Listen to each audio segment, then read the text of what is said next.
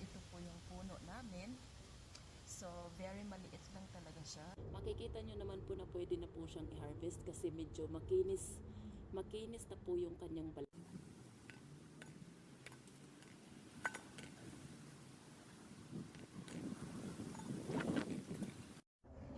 So, let's go outside, guys. I'm gonna show you ang aming calamansi. So, today is October 3.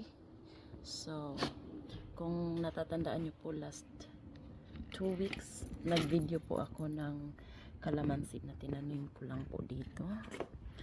At as of now po, update ko lang. Ito po yung yung kinating ko.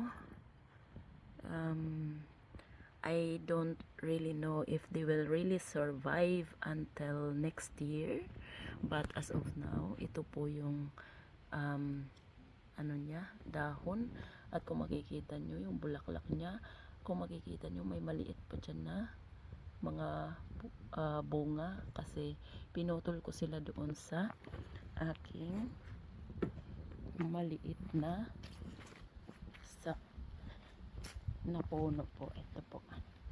So, ngayon mag-harvest tayo, guys. Ipapakita ko sa inyo kung paano ko i-harvest ang aming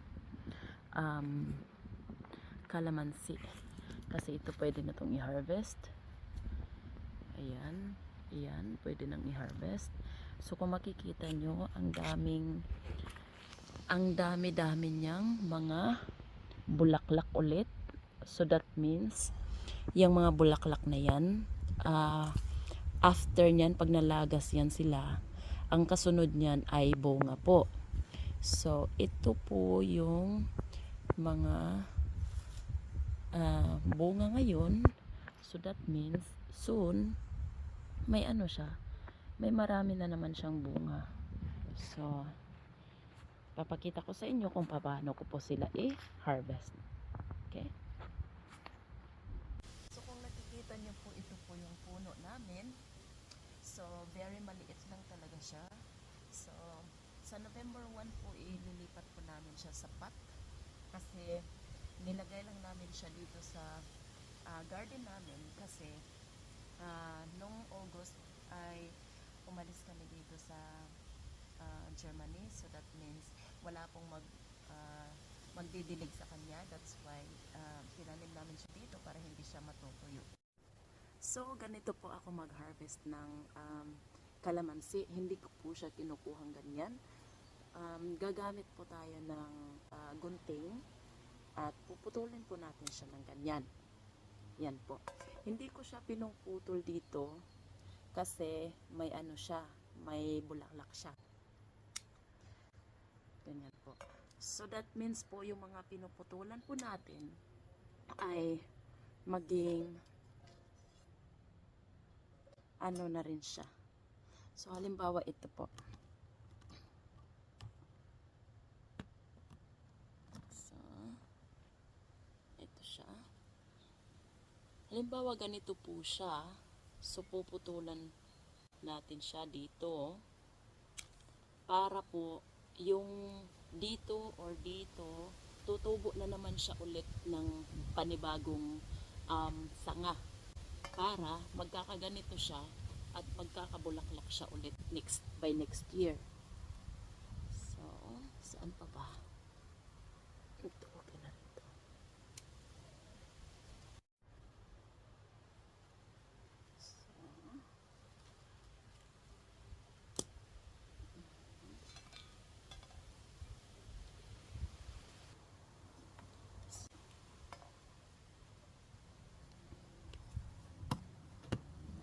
Siya.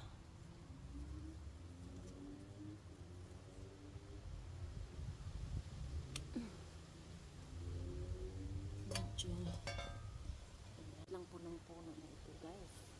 Pero marami ka na pong ma-harvest. Bali 2 years ko na po itong inaalagaan.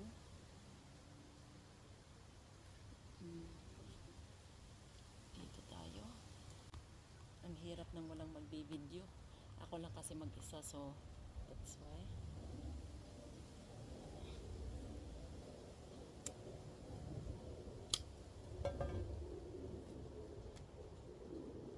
So, dito marami tayong makukuha dito. Dito banda. Lipat natin siya dito. Sa kabilaan.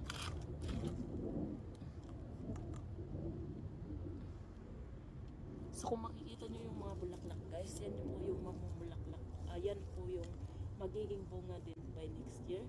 So, sa ito po, guys, pwede na po kuhain sila lahat. So, ayan.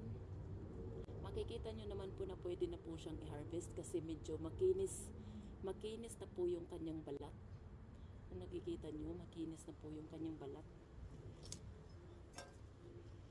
So, pa.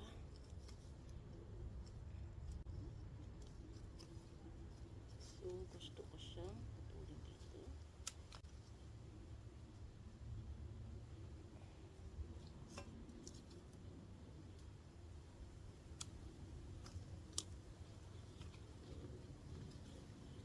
Mag-lemon juice po ako, guys.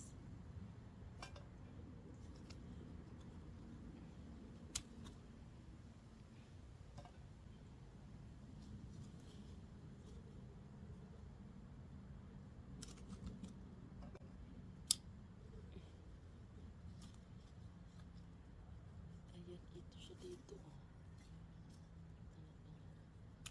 So,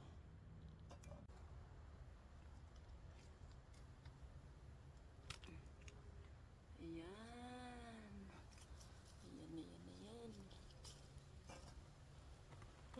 Meron pa dito. At meron pa dito.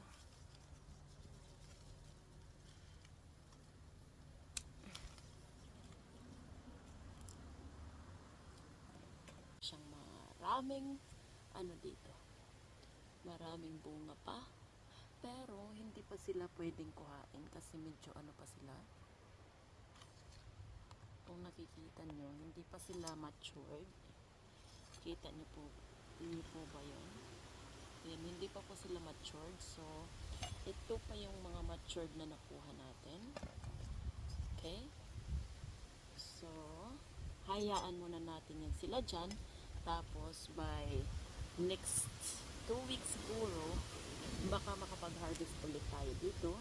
And, tuloy-tuloy po ang harvest namin dito kasi po, habang ito sila ngayon, na-harvest ko, at may mga maliliit po dito pa. So, pag itong mga maliliit, lumaki na rin sila tulad nito, ma-harvest ko na sila. Tapos, may magtutubo na naman dito na ibang bunga po. So, ganyan po fruitful po itong maliit namin na kalamansi. Kalamundin kung tinatawag. Kalamundin po yung tawag dito sa amin. Binili ko po ito sa internet po last 2 years, and then ngayon still fruitful sila dahil sa ating tamang pag-aalaga at pag-cutting po. Kung nakikita nyo, ang dami pa niyang mga bulaklak. So, eto siya. Bulaklak siya dati. This one. Ganito siya dati. Tapos, nag-open siya. Naging ganyan.